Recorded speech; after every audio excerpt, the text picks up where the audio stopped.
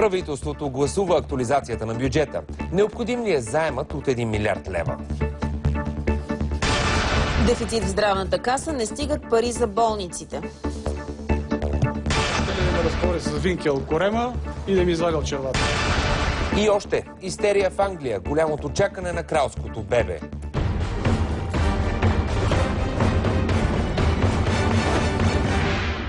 Здравейте на 22 юли. Вие сте с новините на Нова. Аз съм Галя Щърбева.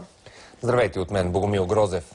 Правителството одобри актуализацията на бюджета, а ГЕРБ се връща в парламента за гласуването му. До прекрояването на най-важния финансов закон се стигна заради това, че заложените от правителството на ГЕРБ приходи няма да се съберат. Въпреки това, новите управляващи решиха да вдигнат и разходите. За това ще се наложи теглянето на нов външен заем до 1 милиард лева. Нели Тодорова се занимава с темата. Нели, какво промени правителството в бюджета и защо? Последните сметки на Финансовото министерство показват, че приходните агенции няма да съберат планираното и ще отчетат около 200 милиона лева по-малко. Разходите пък трябвало да се завишат, за да не се стигне до задълбочаване на проблемите в държавата. Решението е те да се вдигнат с 286 милиона лева. Около 85 милиона от тях ще дойдат от продажбата на парникови емисии и ще отидат за енергийни помощи. Според експерти, под въпрос е доколко еврорегламентите допускат пренасочване на такива средства. След като се увеличат разходите, кой може да разчита на пари от този актуализиран бюджет? Така най-напред бизнеса за погасяване на стари задължения на държавата и възстановяване на ДДС ще отидат около 145 милиона лева. За здравеопазване 5-6 милиона допълнително, за тютюнопроизводителите около 11 милиона, а за хората с увреждания 40 милиона лева. Това обаче изглежда ще увеличи дефицитът. Ще успеем ли да се вместим в границите на европейските критерии? Да. Като теглим чертата, дупката в бюджета ще нарасне с почти половин милиард лева до над милиард и половина или около 2% от брутния вътрешен продукт. Това е по-малко от максимално допустимия праг, а за да се гарантира стабилност и да може да плащаме заемите си, ще изтеглим въпросните 1 милиард лева като заеми допълнително. Именно новият дълг предизвика протестиращите днес и те причакаха министрите на задния вход на Министерския съвет. Защо взимате заем и кой ще го плаща, Орешарски? Финансовият министър Петър Чобанов е категоричен, че новият дълг до 1 милиард лева няма да разклати финансовата ни система. Той е необходим, за да се плаща друг заем, изтеглен в началото на годината от ГЕРБ. Нямаше как да не се стигне до въпроса защо се вдигат разходи при положение, че приходите всъщност намаляват. Разбира се, актуализация на разходите може и да не се направи, ако задълбочим проблемите, които и без това не са малко, по отношение на нормалното разплащане на държавата към бизнеса, по отношение на здравеопазването. Примера, който дадох, е детска болница за деца астматици, които стаите са целите в мухъл. Надеждите на възрастните хора за коледни пенсии бяха поохладени. Аз се надявам да има резерви, с които да посрещнем тази възможност и да дадем коледни надбавки. Към момента обаче те не се виждат. Чобанов охлади и исканията на синдикатите за поредно вдигане на минималната заплата, поне за сега. Потенциала това да доведе до увеличение на безработицата, докато не постигнем някакъв компромисен вариант в Националния съвет, не можем да говорим за увеличение на минималната заплата. Именно казусът около тристранния съвет и това, че той няма как да е тристранен, докато работодателите не участват в него, се оказа в центъра на друг спор. Легитимни ли са решенията около бюджета, взети от кабинета днес, при положение, че по закон те първо трябва да бъдат обсъдени с синдикати и работодатели. На днешната среща се отзоваха само профсъюзите. Дали трябва да има дълг и колко да бъде той, зависи от това дали и как се планират приходите, колко парите от парите са контрабанда, т.е. контрабандните канали могат да бъдат овладяни. И макар че и от подкрепа присъстваха, определиха срещата като нелегитимна. За да се опитат да спрат актуализацията, от ГЕРБ планират да се върнат в Народното събрание. Бившия премиер определи Пламен Орешарски като следващият Жан Виденов и предупреди за поредна национална катастрофа. В следващите 3 години България ще измине пътя към свръхдефицит, процедури от Брюксел и след това гръцки сценарий. Абсолютно ненужен бюджет. Абсолютно прибързана стъпка, отваряща кутията на Пандора, на финансовите разходи и на спиралата на дефицита. На него место давам оставката Няма да си петна името с това, което го карат да правят. Защото Станишев нарочно го направи него премиер, знайки до какво ще доведе държавата. За пореден път от ГЕРБ се обявиха за предсрочни избори. Според тях, след година щяло да бъде късно. Не е ли хората пред Министерския съвет и ГЕРБ обаче не са единствените, които критикуват актуализацията? Точно така. икономисти смятат, че е непочтенно да взимаш огромен заем без ясен ангажимент какво ще правиш с парите. Това е само част от коментарите им. Всъщност и хората, които днес протестираха на гърба на Министерския съвет, и икономистите искат едно – яснота. Най-сериозни критики срещна идеята за тегляне на заем и най-вече въпроса за какво всъщност ще се използват въпросните до 1 милиард, които всички ще плащаме заедно с лихвите. Заем трябваше да се вземе много отдавна, обаче целево. Трябва да е ясно парите за какво ще отидат. В момента последното, което успяха да измислят и което ни обясниха след така доста объркани и противоречиви обяснения през изминалата седмица, е, че ще отиде за увеличаване на резерва. Според Георги Ганев, правителството е можело просто да си гарантира заем, който да се ползва при нужда след време. Така практикувахме преди години с Международния валутен фонд. Тая работа с ДДС-то все по-силно намирисва и все по-силно изглежда, че всъщност става въпрос да вземем едни пари на заем и да дадем чрез ДДС каналите, които всички много добре знаем, на едни наши приятели едни пари. Икономистите припомниха, че в предизборната кампания на Българската социалистическа партия е имало критики към сега действащия бюджет 2013 и се е настоявало за увеличение на приходната част. Предлаганата актуализация обаче сега предвижда обратното. Увеличението е в разходите, казват специалистите. Нели, благодарим ти, Нели Тодорова, за актуализацията на бюджета. Огромна дупка е зейнала и в бюджета на здравната каса. Между 50 и 100 милиона лева няма да стигнат до края на годината. Това прогнозира новия управител доктор Румяна Тодорова. Основната липса е в парите за болници, но Тодорова обещава, че това няма да се отрази на пациентите. Дефицитът на касата се дължи най-вече на по-големите разходи в болниците и за лекарствата за онкоболните. Когато са залагани всички тези допълнителни дейности, никой не е изчислил риска. Освен, че болниците харчат повече от планираното, парите не се усвояват равномерно, съобщиха от касата. Някои от лечебните заведения са изхарчили вече доста над месечните си бюджети. До други отпуснатите пари изобщо не са пристигнали. Затова касата започва спешни проверки в болниците. Или районните каси не упражняват контрол, или първоначално зададените бюджети не са направени както трябва. Именно с затягане на контрола и с резерва от 269 милиона лева, касата ще се опита да запълни дупката в бюджета си. Далече сме от мисълта да спираме плащането за онкоболни, да не изплащаме дейността на болниците. Проверки ще има и в онкоклиниките. В някои от тях пациенти се лекуват за 17 лева месечно, а в други за 3500. Договарянето на малки количества медикаменти във всяка болница пък е довело до огромна разлика в цената на един и същи препарат.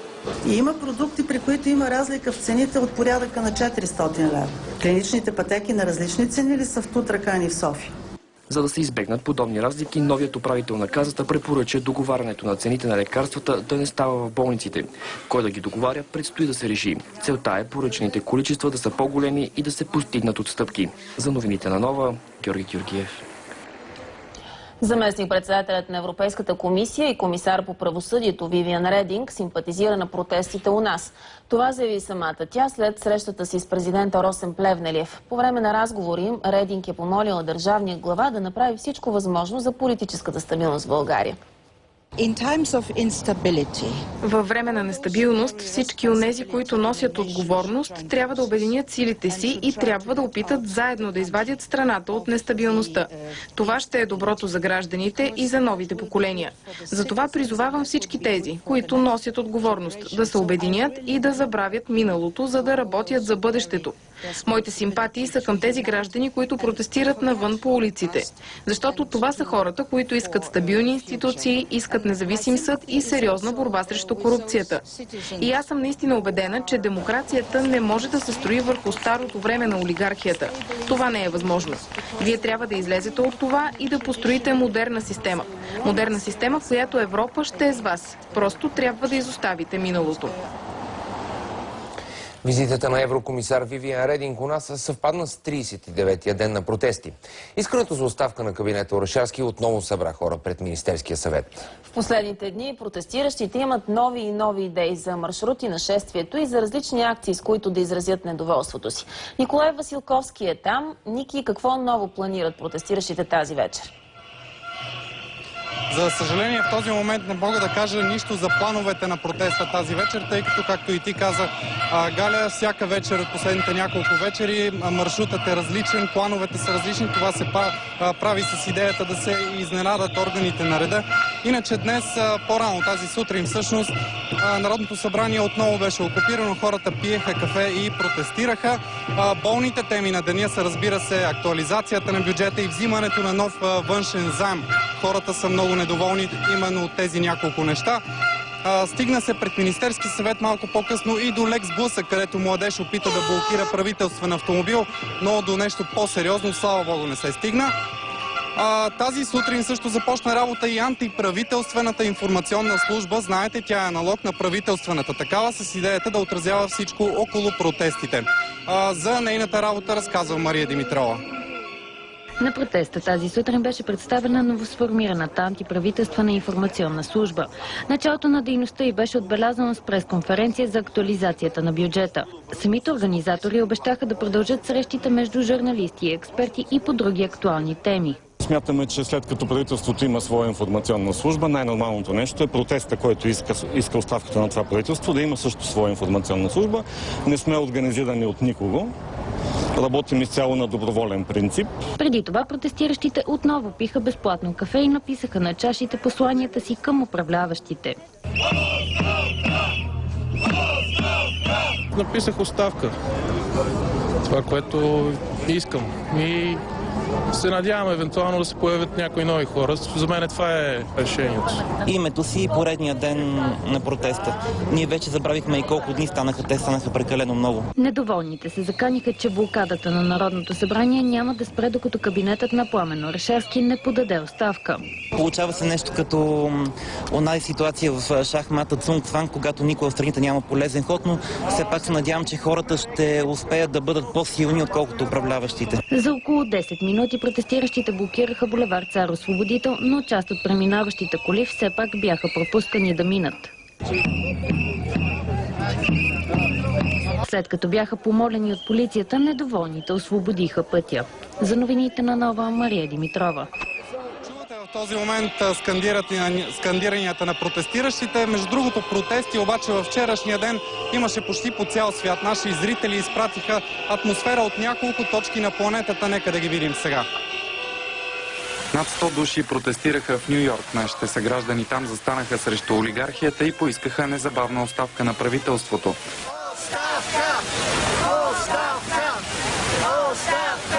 Отново в Съединените щати, в Лос-Анджелис, българи се събраха около известния надпис Холивуд и подкрепиха исканията за прочистване на политическата система у нас.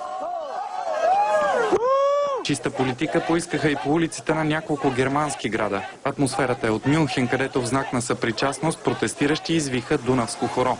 Българската музика привлече и китайска група туристи, които се включиха в кръстния танц. Българските общности в чужбина подкрепят петицията за сваляне на правителството на Пламен Орешарски. Тя ще бъде връчена на комисар Вивиан Рединг при нейното посещение в България. Ние благодарим ти за това включване. Николай Василковски, наживо от площад Независимост. На традиционен финал на днешните протести в подкрепа на кабинета. Те започнаха с демонстрация пред френското посолство и завършиха със среща с посланник Филип Отие. Подкрепящите кабинета Орешарски се събраха пред посолството, защото са ядосани от изявите на френския дипломат, който подкрепи демонстрациите срещу кабинета. Срещата обаче промени първоначалните нагласи на протестиращите. Вижте как. Пред посолството на Франция подкрепящите кабинета Орешарски прочетоха протестна декларация срещу посланник Филип Отие. Господин посланник, вашето присъствие като дипломат на една от антиправителствените демонстрации е израз на нечувано незачитане на Виенската конвенция. След малко представител на посолството излезе, за да покани протестиращите на среща.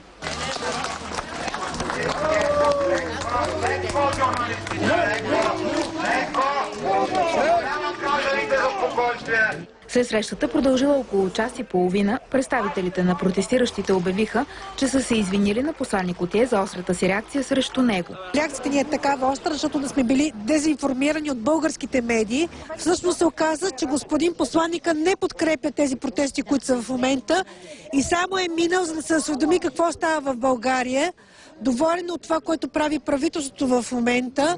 Припомням, че в съвместно изявление посланиците на Франция и Германия призоваха в писмо политическите лидери на България да скъсат връзките си с олигархията. Посланника на Франция беше забелязан и на един от антиправителствените протести. Защо променихте отношението си към посланника? Ние не сме го променили. Казах, че благодарение на българските медии е импретирано участието на който и да било посланник. За новините на Нова, София Стойчева. Ораново, ден 7. Затрупаните миньори не са там, където предполагаха спасителите. Наживо, докъде стигна търсенето. Брюксел взе трудно решение за Хизбула. Реакциите. Седми ден продължава спасителната операция в рудник Ораново. Вчера стана ясно, че двамата затрупани миньори би трябвало да имат достъп до питейна вода и това увеличи надеждите да бъдат открити живи. Днес обаче спасителните екипи се натъкнаха на ново препятствие. Катя Николова е на мястото и следи акцията. Катя, здравей, можеш ли да ни кажеш малко повече подробности за това препятствие? Добър вечер, колеги. Както вие сами обявихте, вече една седмица нямаме вест за затрупаните миньори Николай и Иван. Това, което се получава тук всеки ден като информация е доста разнопосочно. След като вчера професор Михаил Михайлов обяви, че може би има надежда за затрупаните миньори, защото има каптиран минерален извор, днес управителя на мината от своя страна, господин Валентин Манов, каза, че не е сигурен в тази информация. Това, което се случва до момента, има графика, която сме подготвили за нашите зрители, може да се види, че до момента спасителите са достигнали до така наречения втори кръст или сектор Б. Надеждите първоначално бяха миньорите да бъдат още намерени в сектор В. Така или иначе това не се случи. След това отново имаше надежда те да бъдат в сектор Б, където най-вероятно е тръгнал и самия разлив от кал и вода. Това, на което се натъкнаха днес миньорите, е едно затрупано с кал, пясък, вода и камъни помещение, което много трудно може да бъде разчистено и на практика надеждите да бъдат точно в този сектор.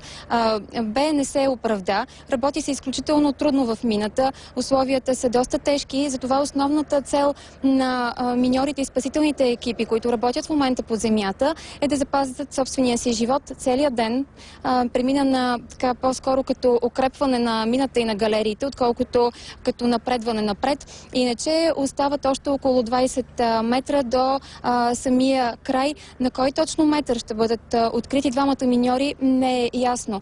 И последно, преди да ви покажем настроението в село Крупник, от което са двамата миньори в неизвестност, искам само да допълня, че за момента се тиражират три основни версии за този трагичен инцидент. Едната от тях е, че за която всъщност намекна собственика на рудника Красимир Михайлов, е, че е имало земетресение в района. Всички знаем, че тук в района на Симитли е земетръсна зона. Предполага се обаче, че може непосредствено преди самия теч да е имало взрив, който да е довел в мината, който да е довел до това рухване. Също така, другата тиражирана версия е, че галериите вътре не са се укрепвали достатъчно добре. За настроението обаче в село Крупник, което очаква да види живи и здрави миньорите, вижте в следващите минути. В Крупник, родното село на миньорите в неизвестност, Иван и Николай, надеждата все още не е угаснала. Чакаме ги с нетърпение да дойде добрата новина, че все още дишат. Много съжалявам. И за двете момченца, просто млади хора. Но много се проточи, не знам, на мен не ми е ясно, нали, вътре тактиката на работа, но много се проточи това цяла седмица. Това се случва обикновено с най-сериозните хора. Изпращат се на такива места добивни изработки. Най-сериозните хора, това са много сериозни. Отзивчиви хора, Николай и Иван. Андон Механджийски е бил майстор-копач в несъществуващата вече мина в съседното село Брежани. Според бившия миньор, след толкова дни под земята, рискът е голям. Но ако има хора, които да могат да избягат от смъртта на такава дълбочина, то това са приятелите му Иван и Николай. Ако не ги е фанала калта и да има кухина, могат да оцелят вътре. Една седмица без вода и хляб ще оцелят. вътре. Защото трябва да се носи вода, ама почти никой не носи вътре. Мислиме, че ще влезем и ще излезем. На всяка цена ще се върнат. Това е като куче, жилав. Ще издържат, ще ги намерим. На седмия ден оптимизмът от предходните дни намаля. Днес спасителните екипи достигнаха до втората кухина, в която се очакваше да бъдат миньорите. Това, което намираме там, силен нарушен крепеж. Просто кюпри, метал, всичко е нарушено. Отворени пространства, което, пак казвам, предварително ни кара да се мислиме, че тези огромни скални късове, които ги срещахме като препятствие напред и се наложи някои от тях да ги взривяваме, дава отговор, че те са мирени точно през тези отворени пространства. Къде точно ще бъдат открити двамата миньори и в какво здравословно състояние ще бъдат те, ще стане ясно до седмица, категорични са спасителите. За новините на Нова, Екатерина Николова. Е, че вече една седмица местните миньори тук работят денонощно, без почивка, в опит да открият своите колеги и приятели. Ние оставаме на място да проследим ситуацията в рудник Ураново. Благодарим ти, Кати Николова, за спасителната операция на миньорите в рудник Ураново. И още теми от деня. Важна информация за плащанията ни към държавата. Задълженията от преди 1 януари 2008 година вече могат да бъдат отписани. Това става с подаването на писмено заявление пред Националната агенция по приходите, което се подава лично или по пощата до офиса на НАП. Електронна справка в сайта на данъчните вече показва всички задължения и плащания на фирмите и гражданите. Освен дълговете за данъци и осигурителни вноски, електронната услуга дава достъп и до информация за неплатени глоби и санкции, наложени от различни държавни органи и изпратени за принудително събиране. Действащия закон изрично казва, че възможността да се възразява за давност може да се случи до края на 2013 тази година. Ако не проверим, можете първа да плащаме и то от новите си данъчни преводи. Правилата на единната сметка, която вече действа близо 7 месеца, ще направят така, че бъдещи плащания след януари 2014 биха отивали за погасяването на вече погасени по давност вземания. Достъпът до информацията става с персонален идентификационен код или ПИК, който се издава безплатно в офисите на НАП. Публичните вземания се погасяват с изтичането на 5-годишен давностен срок. Той се брои от 1 януари на годината, следваща тази, през която е трябвало да се плати задължението, припомнят още от приходното ведомство. За новините на Нова, Данаил Глишев. Глоби за над 2 милиона лева е наложила Комисията за защита на конкуренцията на производители и търговци на олио. Санкционирани са 9 фирми. Става въпрос за нарушение на антимонополното законодателство. Дистрибутори и производители на олио са правили забранени споразумения. Проверката е установила, че договорите между тях са напълно идентични, което нарушава свободната конкуренция и пазарното формиране на цените. Продължаваме на образователна тема. Училищата да могат да създават паралелки само от 12 ученици, вместо досегашният минимум от 18. Това предлагат от Министерството на образованието. Така според тях ще се избегне закриването на паралелки и съкращаването на учители. За да се избегне закриване на паралелки, особено в малки населени места, където има недостиг на ученици, ще се прилага по-гъвкавата система. В момента казват под 18 броя, след трето класиране трябва да се закрива тази паралелка и да се разпределят учениците. Тенденцията ни в момента е да разрешим до 12. По този начин ще се избегне освобождаването на квалифицирани преподаватели, а в същото време ще се запазят и много от професиите, изучавани в гимназиите. Ресорният министър направи още едно уточнение. Обучението на 4-годишните деца не е задължително. Не обхващаме 4-годишните. Задължително става предучилищната подготовка за 5 и 6-годишните.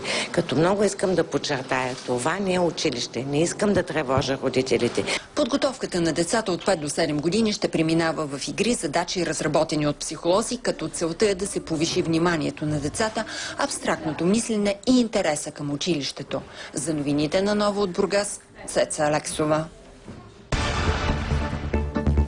Британският таблоид Сън с статия за България под заглавие "От България до Вулгария". Тежък трафик и задръствания в Бургас след пускането на магистрала Тракия. Външните министри от Европейския съюз включиха военното крило на Хизбула в списъка на терористичните организации. За това беше необходимо съгласието на всички 28 държави членки. Някои от тях обаче изразиха опасения, че мярката може да дестабилизира ситуацията в Ливан. Представители на някои европейски държави са изразили притеснение, че разлика между военното и политическото крило на Хизбула може да бъде направена трудно. Организацията има голямо политическо влияние и заедно с партньорите си участваше в правителството на Ливан, подало оставка през март, отбелязват западни медии. Висши европейски представители са предложили компромисен вариант – да бъде направено изявление, в което да се казва, че диалогът с всички политически партии в Ливан ще продължи. Така е трябвало да бъдат удовлетворени по-скептично настроените държави от Евросъюза. По-рано Бейрут призова Брюксел да не предприема никакви действия в тази посока, тъй като групировката била съществена част от ливанското общество.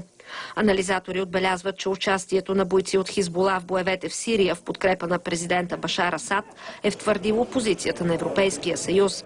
Световните агенции пък припомнят, че през февруари България е предала на Интерпол имената на 2 души, за които се смята, че са членове на Хизбула и носят отговорност за атентата на летище Сарафово край Бургас. Приоритет на Великобритания на днешната среща е включването на военното крило на Хизбула в списъка на Евросъюза на терористичните организации. Ние предложихме това миналия месец. Измина и година от ужасяващия атентат в България и за това смятаме, че е много важно, когато има терористичен акт на европейска земя, Европа да даде твърд и ясен отговор. Решението ще направи по-лесна съвместната ни работа срещу бъдещи терористични заплахи. Тази стъпка няма да засегне Хизбула или съпротивата. Съпротивата съществува на ливанска територия, не в Европа. Това не е терористична групировка, която извършва атентати в Европа. Съпротивата ни е различна, а религията забранява тероризма. Европа, взимайки това решение, се поставя в конфронтация с хората в нашия регион, с Хизбула и с поддръжниците ни. И реакцията у нас. Президентът Росен Плевнелиев приветства решението на съвета на министрите да включи Хизбула в списъка на Европейския съюз с терористичните организации. В официално изявление от Дундуков 2 се казва: това решение е плод на съвместните усилия на държавите членки на Евросъюза и на партньорските служби в защита на сигурността на гражданите. Европа показа, че е безкомпромисна спрямо всеки, който се опита да посегне на живота и да застраши сигурността на невинните граждани, се казва още в изявлението на държавния глава.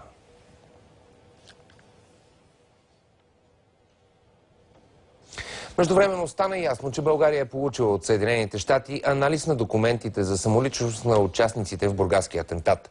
В него има допълнителни данни, водещи към Хизбула. Това съобщи в Брюксел външния министър Кристиан Вигенин, цитиран от Българското национално радио. Най-малко 75 души са загинали, а повече от 400 са ранени, след като 2 силни земетресения разтърсиха северозападната част на Китай. Единият трус е бил със сила 5,9, а другият станал час по-късно с 5,6 по скалата на Рихтер.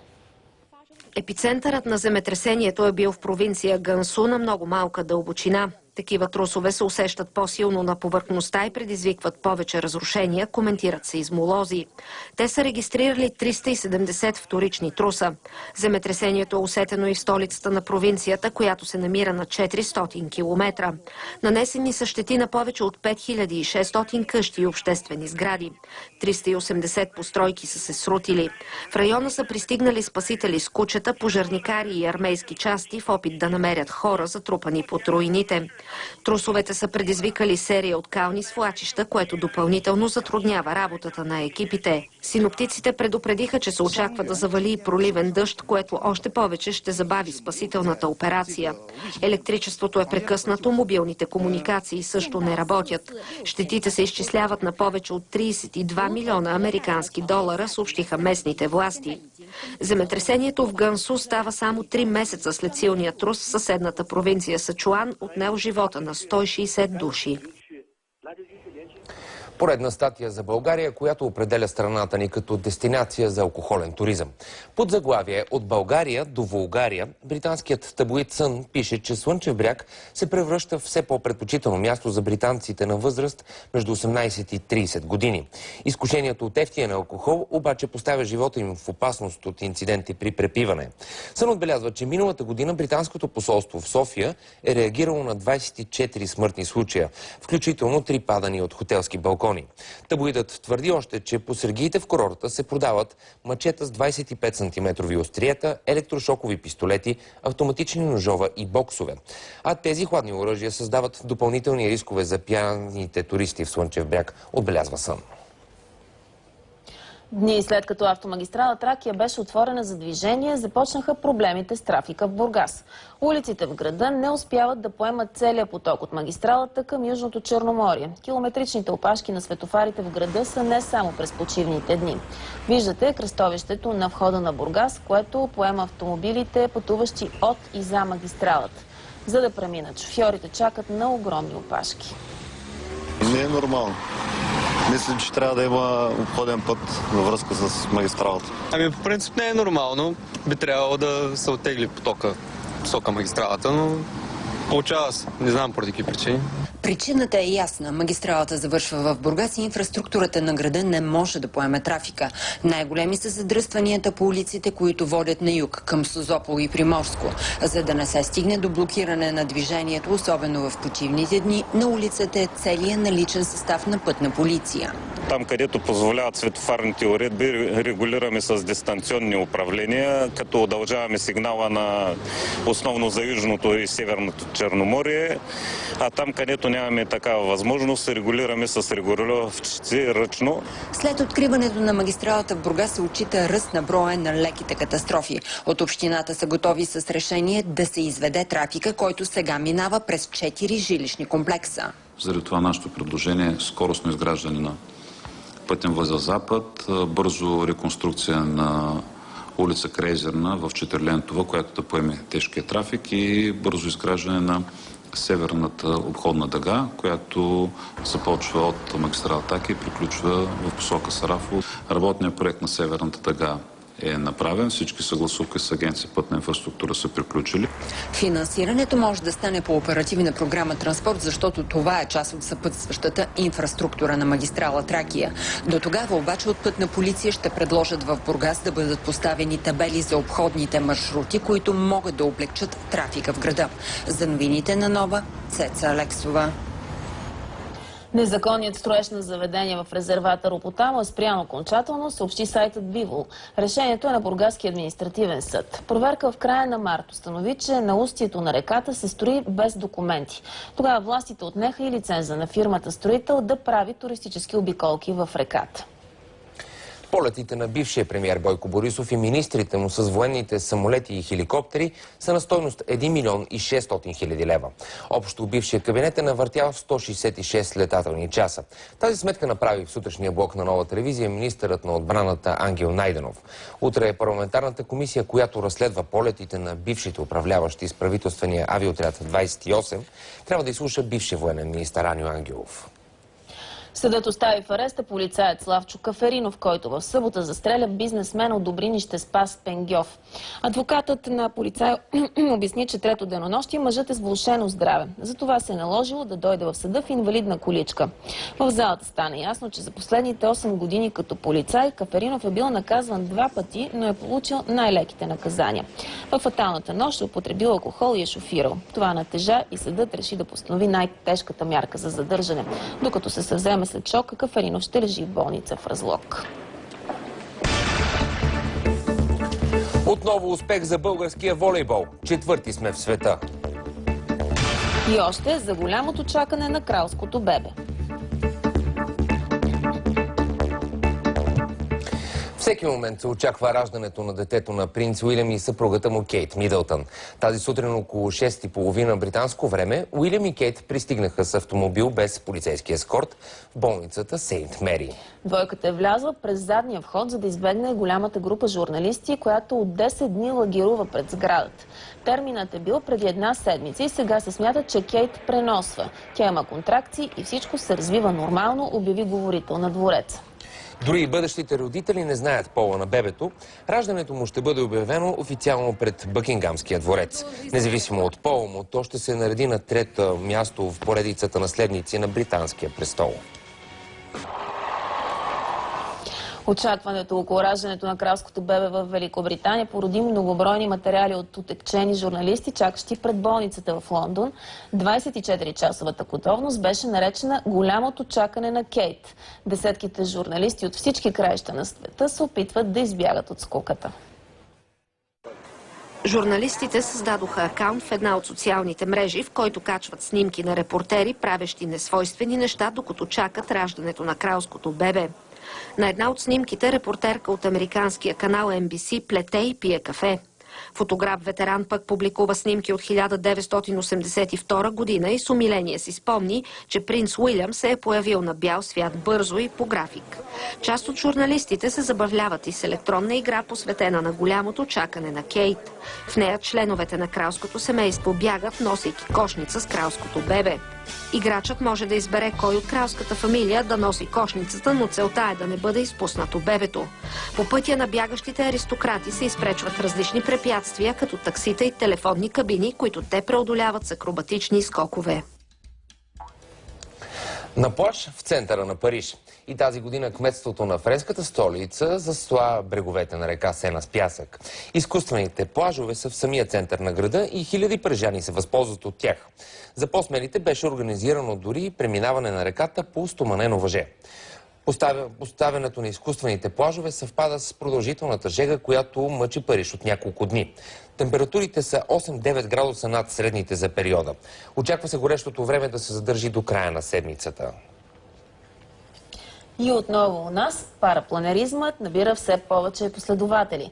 Районът около град Сопот се счита за едно от най-добрите места за летене в Европа. Вече и показахме кадри от световното първенство, което продължава. Първи за сега са състезателите на Франция, следвани от Италия и Венецуела. Българите сме на 17-та позиция, но световното първенство продължава до 26 юли. Има реални шансове да се качим по-нагоре в класирането. Този феномен носи името сокол-скитник, най-бързото животно на Земята. Човек няма как да постигне такова съвършенство във въздуха, но грешат и тези, които си мислят, че нашето място е само тук, на Земята. Парапланерът е най-простото и най-достъпно средство за летене. Може да е спорт, хоби, за събота и неделя, разтоварване. За мен лично е начин на живот. Принципът на летене с парапланер не се различава от този на самолетното крило. По-ниското въздушно налягане в горната част на крилото засмуква апарата нагоре. Набирането на височина става и благодарение на така наречените термики, издигащите се балони с топъл въздух. Когато си в плен на гравитацията и на въздушните течения, нещата винаги могат да се объркат. Правило номер 1 за оцеляване във въздуха е проверката на всички компоненти. Крило, седалка, парашут и още нещо. Парапланерът е като автомобила. Трябва да шофираш внимателно. В облаците няма крайпътни заведения, в които можеш да отдъхнеш за минута. Затова Франк е подготвил и запас от вода. При дълги прелети като този въздухът е сух, горещо е. Водата е спасението. В България парапланерът намира все повече приятели. Екипировката е сравнително достъпна, клубове за подготовка има много, а географията на страната предлага десетки места за летене в планините, равнините и по крайбрежието на Черно море. Продължаваме с спортни новини, за съжаление с криминален елемент. Заплаха за живота на старши треньора на ЦСКА Стойчо Младенов. След днешната сутрешна тренировка на тима, бившият директор на стадион Българска армия Калуян Стоянов е нахлул в съблекалнията, ударил е Стойчо Младенов и го е заплашил с убийство. Да, бях заплашен. От днес нататък аз се притеснявам сериозно за живота си, както и за живота на моето семейство. Всеки един момент мога да им посегнат, както на мен, така и на тях, защото точно за това бях изплашен. Ще ли да ме разпори с винкел корема и да ми извади от червата. Това са неща, които... И други неща. Нека да не ги коментираме. От тук нататък вече полицията си влиза в действие. Нападателят Калуян Стоянов е задържан за 24 часа. Още по темата очаквайте спортната емисия с Александър Рангелов. Разбира се, ще чуете и отзвука от успешното представяне на националния отбор по волейбол в Световната лига. Не пропускайте и прогнозата за времето с Иво Андреев.